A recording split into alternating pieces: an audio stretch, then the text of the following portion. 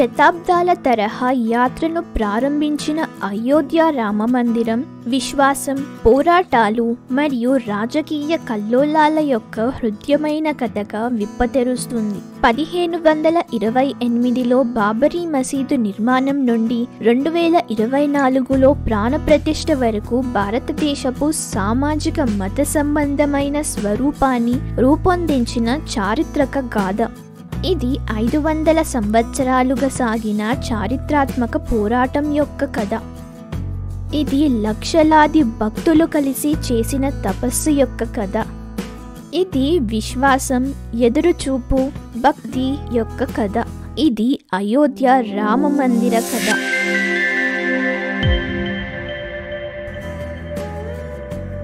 అయోధ్య పట్టణం.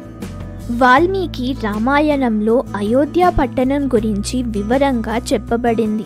మనుష్యుడే స్వయంగా నిర్మించిన పట్టణం. శతాబ్దాల పాటు మతం, ధర్మం, కర్తవ్యం గురించి తెలిపే కథ ఇక్కడ రామాయణంగా రాయబడింది. భాగవత పురాణం, విష్ణు పురాణం, స్కంద పురాణం, మహాభారతం ఇలాంటి అనేక గ్రంథాలలో అయోధ్య పట్టణం యొక్క ప్రస్తావన ఉంది. అయోధ్య అనే పేరు ఆ యోధ అనే పదం నుండి వచ్చిందని నమ్ముతారు. అంటే ఏ యోధుడు కూడా గెలవలేని నగరం అని అర్థం. గొప్ప రోడ్లు, చతురస్రాకారపు ఇల్లు, వైభవోపేత రాజభవనాలు, అందమైన పవిత్రమైన నదులు, వాటి నీటిని తాగవచ్చు కూడా, బంగారు రథాలు, దేవాలయాలు మరియు శాశ్వత ఉత్సాహం, సంబరాల వాతావరణం కలిగి ఉంటుంది. అయోధ్య పట్టణాన్ని స్వర్గంగా మరియు ధనం, రత్నాలతో నిండిన మహాలక్ష్మి పట్టణంగా భావించేవారు.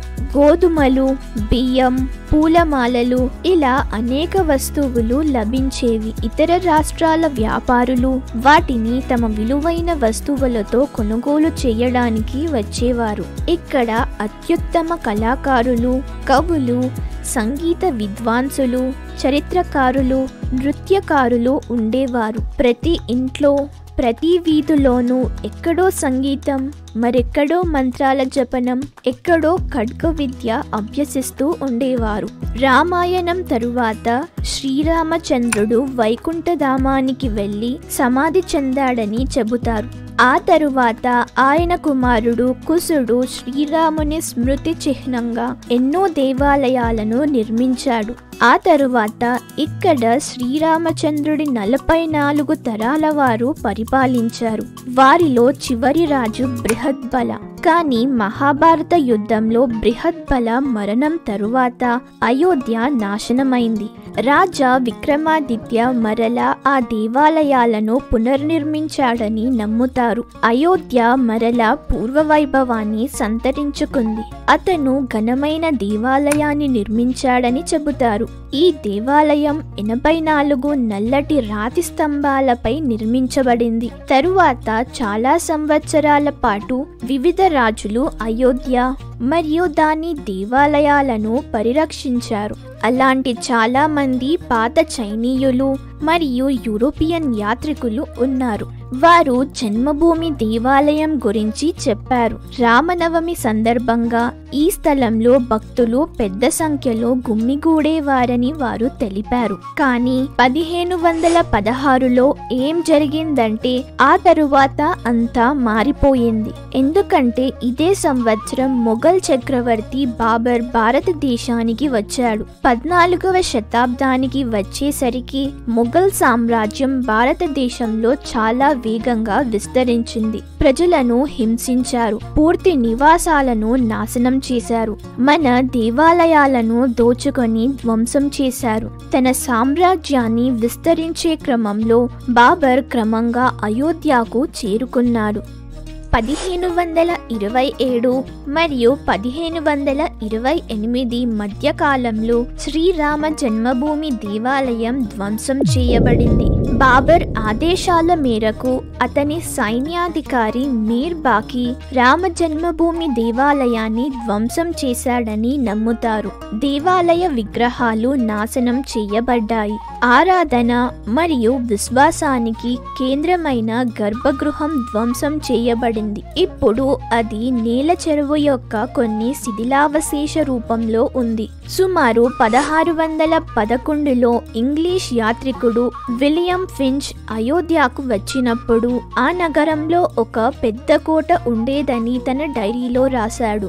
దానిని హిందువులు పూజించేవారని, ఈ కోట శిథిలావశేష పైన అనేక మంది బ్రాహ్మణులు పూజలు చేస్తున్నారని కూడా రాశాడు. చరిత్రకారులు చెప్పేదేమంటే ఆలయ శిథిలావశేష పైన మసీదు నిర్మాణం జరిగిందని. ఆలయానికి చెందిన పాత విగ్రహాలు, స్తంభాలు మరియు ఇతర అనేక వస్తువులతోనే బాబరీ మసీదు నిర్మించబడిందని. ఇదే ఈ ఉద్రిక్తతకు తెరలేపింది. 1853లో అయోధ్యలో మత సంబంధ పోరాటాలు ప్రారంభమయ్యాయి. కారణం రామజన్మభూమి మరియు బాబరీ మసీదు మధ్య ఉన్న వివాదమే. నెమ్మదిగా ఈ పోరాటాలు ఎంతగా పెరిగాయంటే ప్రతిరోజు అల్లర్లు జరిగేవి. ఆ తరువాత 1869లో అప్పటి బ్రిటిష్ ప్రభుత్వం ఈ ప్రదేశాన్ని చుట్టూ కంచె వేసి దానిని విభజించింది. ఇప్పుడు రామ పూజలు బయట ఒక వేదిక మీద జరిగేవి. ఇది శతాబ్దాలుగా కొనసాగుతుంది. మసీదు లోపల ప్రార్థన జరిగేది, బయట రామలల్ల పూజ జరిగేది. ఇప్పుడు ప్రజల ఓపిక నశించిపోతుంది.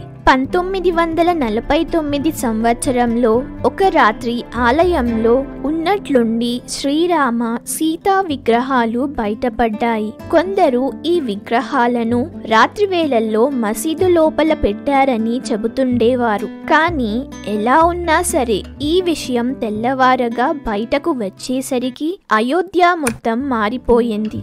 ఈ ఒక్క సంఘటనతో అయోధ్యతో పాటు దేశవ్యాప్తంగా ఉన్న హిందువుల మనోభావాలు కొత్త ఉత్సాహంతో నిండిపోయాయి.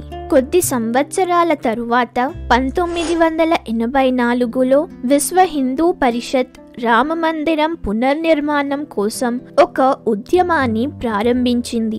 దేశవ్యాప్తంగా ఉన్న హిందూ సమాజాలు ఐక్యమై ఈ పోరాటంలో ముందుకు వచ్చాయి. ఈ ఉద్యమ ప్రభావం అంతగా ఉండేది ఏంటంటే ప్రభుత్వం చాలా కాలం పాటు దాన్ని నిర్లక్ష్యం చేయలేకపోయింది. ఆ తరువాత 1986లో కోర్టు ఒక నిర్ణయం తీసుకుంది. ఫైజాబాద్ జిల్లా కోర్టు బాబరీ మసీదు తలుపులు తెరిచి అక్కడ పూజలు చేసేందుకు అనుమతి ఇచ్చింది. కానీ ప్రజలకు ఇది సరిపోలేదు.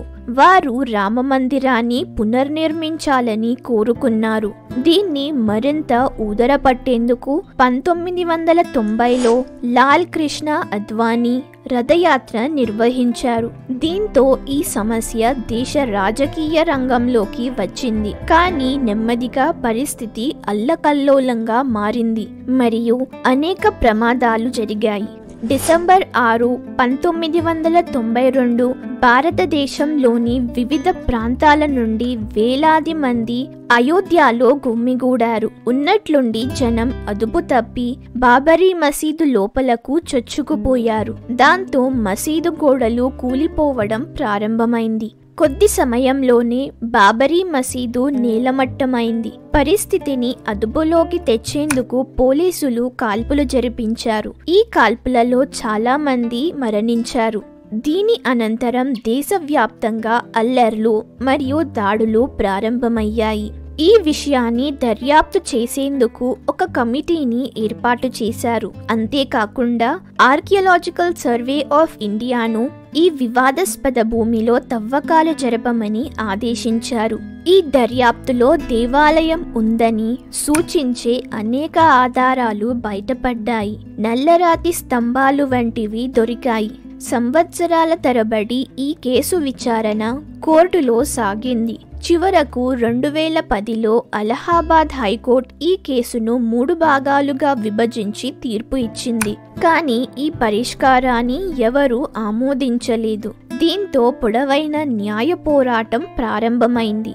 దీర్ఘకాలిక మరియు అనేక విచారణల తరువాత చివరకు సెప్టెంబర్ 9, 2019న భారతదేశ సుప్రీంకోర్టు ఈ విషయంపై చారిత్రాత్మక తీర్పు ఇచ్చింది. కోర్టు రామ జన్మభూమిని రామలల్లాకు అప్పగించడమే కాకుండా అయోధ్యలోని వేరే ప్రాంతంలో మసీదు నిర్మించుకోవడానికి స్థలాన్ని కూడా ఇచ్చింది. ఈ తీర్పు దీర్ఘకాలిక పోరాటానికి శాంతం కలిగించింది. అనేక సంవత్సరాల తరువాత అయోధ్య కొత్త సంతోషకరమైన ఉదయాన్ని చూసింది. కోర్టు ఆదేశాలు వచ్చిన వెంటనే 2020లో అయోధ్యలో శ్రీరామాలయ పునర్నిర్మాణం ప్రారంభమైంది. ఇది కేవలం వైభవంతో నిండిన దేవాలయం మాత్రమే కాకుండా విశ్వాసం మరియు శ్రేయస్సుతో కూడా నిండి ఉంటుంది. ఈ దేవాలయ నిర్మాణం ఇటుకలు రాళ్లతోనే కాకుండా కోట్లాది మంది భారతీయుల విశ్వాసంతో కూడా జరిగింది. ఇప్పుడు 2024 జనవరిలో చివరకు ఈ దేవాలయం భక్తుల దర్శనానికి తెరిచింది. 500 సంవత్సరాల ఎదురుచూపు తరువాత రామలల్లా తన స్వస్థలానికి తిరిగి వచ్చారు. భక్తుల కుతూహలభరిత కళ్ళు వారి దేవుడిని దర్శించుకుంటున్నాయి. దేశం దీపాల వెలుగులో శ్రీరామచంద్రుణ్ణి సంబరాలతో స్వాగతించింది. రామమందిర పునర్నిర్మాణం ఇప్పుడు ఎదురుచూపులు మరియు పోరాటాల తరువాత కొత్త ఆశ యొక్క చిహ్నంగా మారింది. ఈ దేవాలయం కేవలం మత ప్రదేశం మాత్రమే కాకుండా ఐకత్వం యొక్క కొత్త గుర్తింపు కూడా. అయితే మరి అందరం కలిసి అందాం, జై శ్రీరామ్.